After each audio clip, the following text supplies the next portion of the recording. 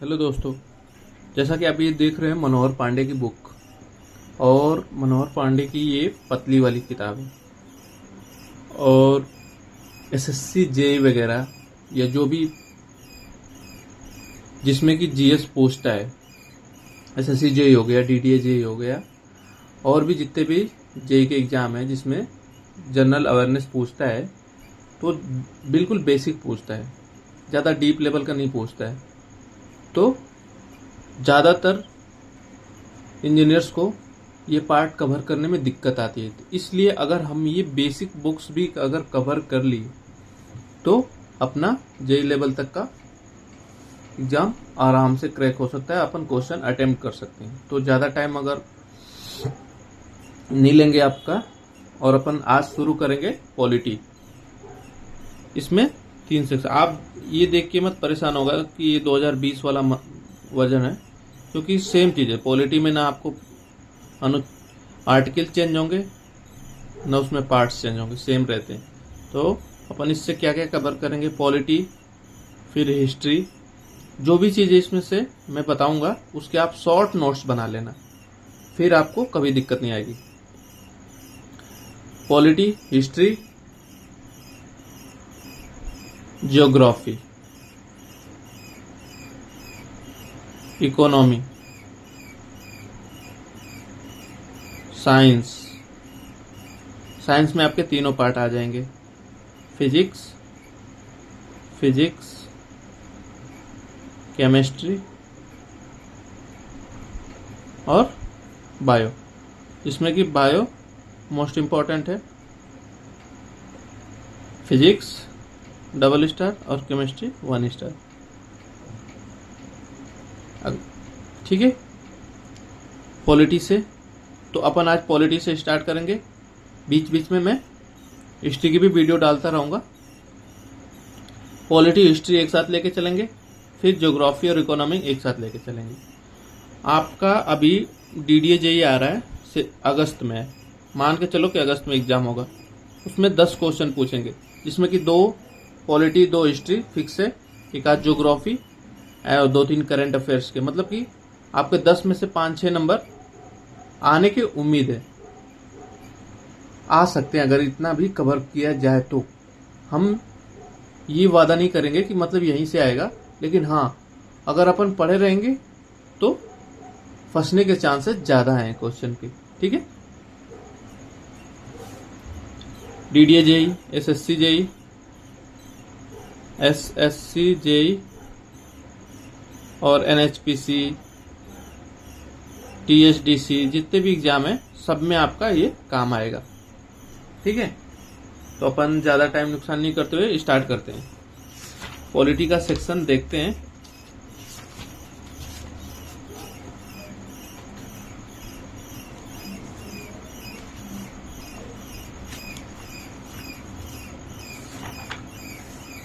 भारतीय राज्य व्यवस्था, यहां से अपन देखेंगे। मैं इंपॉर्टेंट लगवाता जाऊंगा कि क्वेश्चन कहां से आएगा।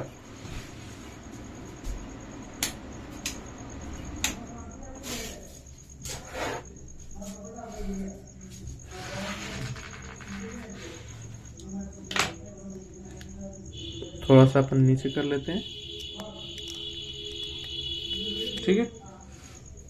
चलिए, सबसे स्टार्टिंग में संविधान की रूपरेखा। संविधान क्या होता है? जो अभी पहली बार संविधान का नाम सुन रहे होंगे, संविधान एक ऐसी बुक है जिससे नियम बनाए गए हैं कि जिससे भी कोई भी गवर्नमेंट, जो लोगों द्वारा चुनी गई गवर्नमेंट को चलाया जा सके। बेसिक सी डिफिनेशन ये। अब देखते हैं संविधान की रूपरेखा। भारतीय संविधान का निर्माण करने वाले संविधान सभा का गठन जुलाई 1946 को हुआ। तो ये आपका पूछेगा कि भारतीय संविधान सभा का गठन कब हुआ? जुलाई 1946। संविधान सभा, जिसका चुनाव प्रादेशिक विधानसभाओं के सदस्यों द्वारा परोक्ष रूप से किया गया था, कि पहली बैठक 9 दिसंबर 1946 को हुई। तो सबसे पहले आपका क्वेश्चन क्या पूछेगा कि संविधान सभा की जो पहली बैठक हुई थी कब हुई थी? 9 दिसंबर 1946 को। अब इसके बाद मुस्लिम लीग ने संविधान सभा की पहली बैठक का बहिष्कार किया था। इस प्रथम बैठक में ही डॉक्टर सच्चिदानंद सिन्हा को सर्वसम्मति से संविधान सभा की अस्थायी अध्यक्ष चुना गया। 11 दिसंबर 1946 को दूसरी बैठक हुई। ये पूछेगा, अब ये तो सबको याद रहता है कि 9 दिसंबर 1946 को पहली बैठक संपन्न हुई, लेकिन ये लोग भूल जाते हैं 11 दिसंबर 2 दिन बाद 1946 को दूसरी बैठक हुई। तो जो प्रथम अध्यक्ष चुने गए थे सच्चिदानंद सिन्हा, वो अस्थायी अध्यक्ष थे। जो अस्थायी अध्यक्ष चुना गया वो थे डॉक्टर राजेंद्र प्रसाद। ठीक है, तो यहां से आपके क्वेश्चन बनेंगे कि संविधान सभा के अस्थायी अध्यक्ष कौन थे? तो डॉक्टर राजेंद्र प्रसाद और डॉक्टर सच्चिदानंद सिन्हा अस्थायी अध्यक्ष थे। जब क्वेश्चन ये पूछेगा कि पहले अध्यक्ष कौन थे, तो आप लगाओगे डॉक्टर सच्चिदानंद सिन्हा। ठीक, अब नेक्स्ट देखिए, डॉक्टर BR अम्बेडकर की अध्यक्षता में संविधान सभा का प्रारूप समिति की स्थापना 29 अगस्त 1947 को की गई। मतलब कि आजादी के बाद 15 अगस्त 1947 को भारत आजाद हुआ और 29 अगस्त 1947 को प्रारूप समिति का स्थापना हुई, जिसके अध्यक्ष कौन थे? डॉक्टर भीमराव अंबेडकर। तो ये भी क्वेश्चन बनता है कि प्रारूप समिति के अध्यक्ष कौन थे? तो डॉक्टर भीमराव अंबेडकर। अब देखिए, संविधान निर्माण की प्रक्रिया में कुल वर्ष 2 वर्ष 11 महीने और 18 दिन लगे थे। संविधान बनने में कितना टाइम लगा था? 2 वर्ष 11 महीने 18 दिन, मतलब कि 3 साल में 12 दिन कम। आप ऐसे याद रखना।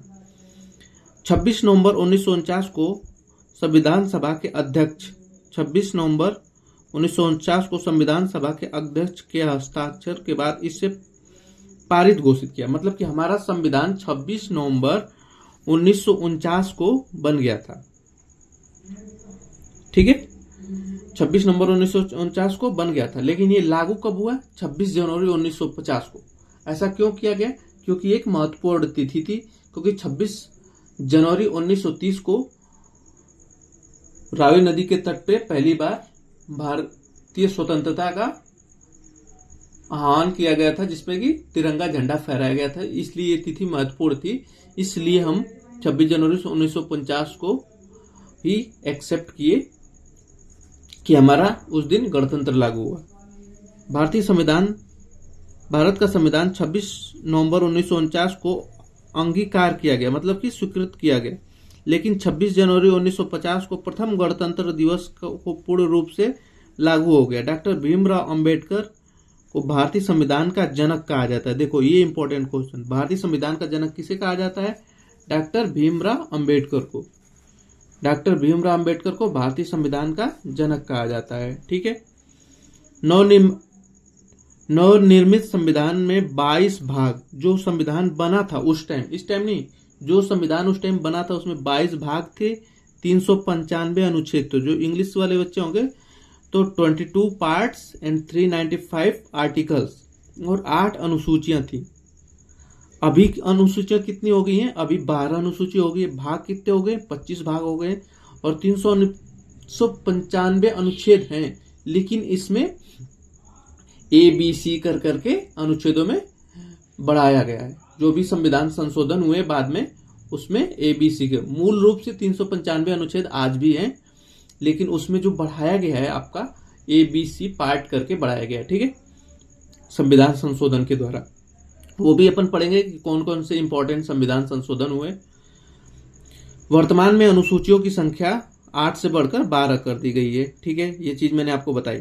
अब देखना, संविधान की प्रस्तावना को संविधान की कुंजी कहा गया है। संविधान की प्रस्तावना को संविधान की कुंजी कहा गया है। तो ये क्वेश्चन आपका बन सकता है, संविधान की कुंजी किसे कहा गया है?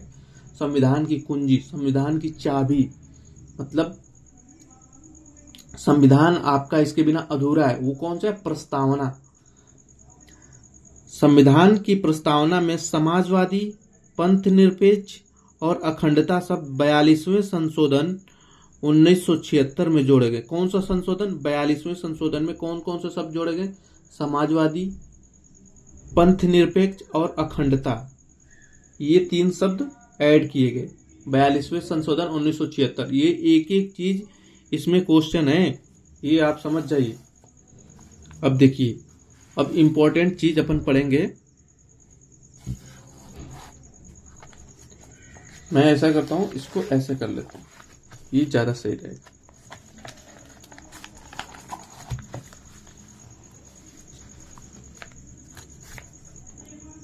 ठीक है।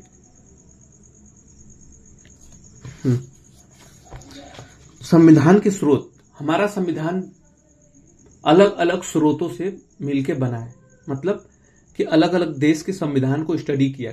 किसने? संविधान सभा। जो संविधान सभा में लोग थे, अलग अलग देशों में जाकर उनके संविधान को अध्ययन किए, तो वहां से जो जो पार्ट्स मिला, उनको अच्छा चीज मिला, वो हमारे संविधान में ऐड किया गया। इसीलिए तो हमारे संविधान को बनने में 2 साल 11 महीना 18 दिन लग गया। ऐसे थोड़ी लग गया इतना साल।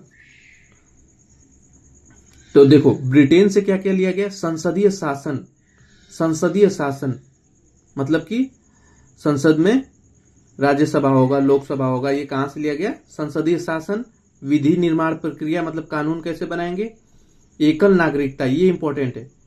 एकल नागरिकता, हमारे देश में एकल नागरिकता है, जबकि अमेरिका में दोहरी नागरिकता है। मतलब एकल नागरिकता का मतलब भारत का केवल एक ही नागरिकता बनेगा, नागरिकता पहचान केवल एक ही होगा। ये नहीं कि उत्तर प्रदेश के नागरिक के लिए अलग पहचान बनेगा और भारत का अलग बनेगा, ऐसा नहीं है। एकल नागरिकता है। तो ये कहां से लिया गया? ब्रिटेन से लिया गया। जबकि अमेरिका में क्या होता है? ड्यूल सिटीजनशिप होती है, मतलब देश की अलग और उसके राज्य की अलग। ठीक है। द्विशासनिक व्यवस्था मतलब कि राज्यसभा और लोकसभा। अब देखिए, ब्रिटेन से क्या क्या लिया गया? संसदीय प्रणाली, एकल नागरिकता, कानून का निर्माण और द्विशासनिक व्यवस्था। अब यूएसए से क्या क्या लिया गया है? प्रस्तावना। प्रस्तावना, ये जो संविधान की कुंजी था, प्रस्तावना लिया गया। मौलिक अधिकार लिया गया। अभी अपन पढ़ेंगे, जब अनुच्छेद पढ़ेंगे ना, उसमें मौलिक अधिकार आएगा पार्ट 3 में। न्यायिक पुनर्विचार, पुनर्अवलोकन, न्यायपालिका, न्यायपालिका की स्वतंत्रता, सर्वोच्च न्यायालय का गठन, शक्तियां, राष्ट्रपति का पर महाभियोग, उपराष्ट्रपति का पद, ये सारे चीज यूएसए के संविधान से लिए गए। कौन कौन सी आप याद रखना? प्रस्तावना, मौलिक अधिकार और सर्वोच्च न्यायालय, न्यायपालिका की स्वतंत्रता, राष्ट्रपति पर महाभियोग और उपराष्ट्रपति का पद। अब देखिए, कनाडा से क्या क्या लिया गया? संघात्मक व्यवस्था। संघात्मक व्यवस्था कहां से लिया गया? कनाडा से। राज्यपाल की नियुक्ति भी कनाडा से ली गई। बस ये याद रखना, संघात्मक व्यवस्था कहां से लिया गया? संघ मतलब कि भारत राज्यों का संघ है, तो ये व्यवस्था कहां से ली गई? कनाडा से। आयरलैंड से क्या मतलब? आय से क्या समझ लो, इसका ट्रिक भी बताऊंगा लास्ट में आपको याद करने का। आयरलैंड से क्या समझते हो? आय मतलब किसी की नीति बनती है, पैसों से क्या बनती है? उस देश की नीतियां बनती हैं। तो आयरलैंड से क्या लिया गया? नीति निर्देशक सिद्धांत। याद रखना, नीति निर्देशक सिद्धांत, राष्ट्रपति का निर्वाचन। जो आगे वाले चीज है ना, इनको याद रखना है, डायरेक्ट पूछेगा। नीति निर्देशक सिद्धांत कहां से लिया गया? आयरलैंड से। राष्ट्रपति का निर्वाचन आयरलैंड से। उच्च सदन के सदस्यों के मनोनीत करने के संबंधी प्रावधान, ये भी आयरलैंड से। तो इंपॉर्टेंट क्या है? राष्ट्रपति का निर्वाचन और नीति निर्देशक तत्व कहां से लिया गया? आयरलैंड से। जर्मनी से। जर्मनी से क्या आपको उच्चारण होगा? जर्मनी मतलब जम गई मनी। तो जहां की मनी जम जाएगी तो वहां पे क्या आ जाएगा? आपात आ जाएगा। तो आपात प्रबंधन, आपात उपबंध कहां से लिया गया? जर्मनी से। हम आपात पढ़ेंगे अनुच्छेद 52, 56 और 60 में 3 प्रकार के आपातकाल होते हैं, वो अपन जब अनुच्छेद पढ़ेंगे तब देखेंगे। ऑस्ट्रेलिया से क्या लिया गया? प्रस्तावना की भाषा। प्रस्तावना कहां से लिया गया? देखना, यहाँ पे एक ट्रिक है। प्रस्तावना कहां से लिया गया? प्रस्तावना लिया गया यूएसए से, लेकिन प्रस्तावना की भाषा कहां से ली गई? ऑस्ट्रेलिया से।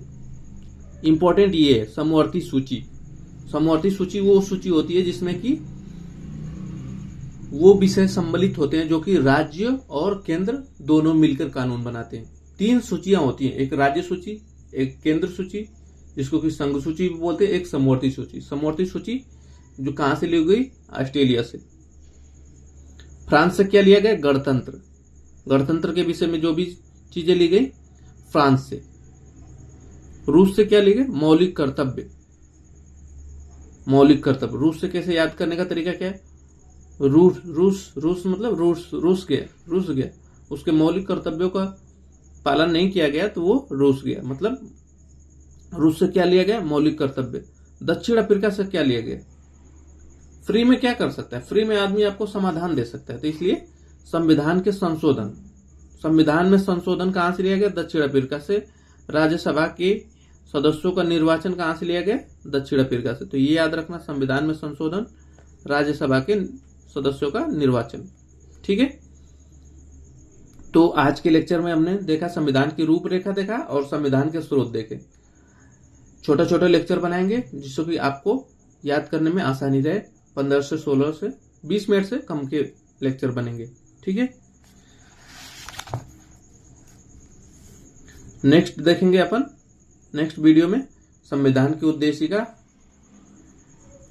15-15 मिनट के आपके, ज्यादा से मैक्सिमम 10-15 वीडियो में आपके पूरी पॉलिटी खत्म हो जाएगी और आपको याद भी हो जाएंगी चीजें।